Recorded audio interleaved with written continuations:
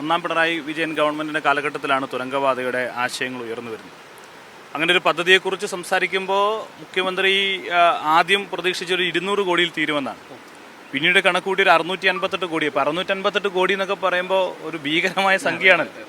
അന്ന് അദ്ദേഹം പറഞ്ഞത് പണം എത്രയായാലും പദ്ധതി നമുക്ക് നടപ്പിലാക്കാം എന്നുള്ളതാണ് അദ്ദേഹം നൽകിയ ഉറപ്പ്.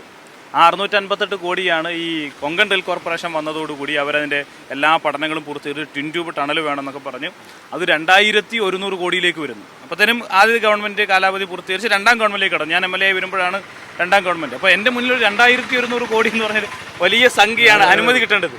അങ്ങനെയാണ് ബഹുമാനപ്പെട്ട പൊതുമരാമത്ത് വകുപ്പ് മന്ത്രിയും ധനകാര്യമന്ത്രിയും ഒക്കെ കണ്ടതിന് ശേഷം ബഹുമാനപ്പെട്ട മുഖ്യമന്ത്രിയെ കാണുന്നത്.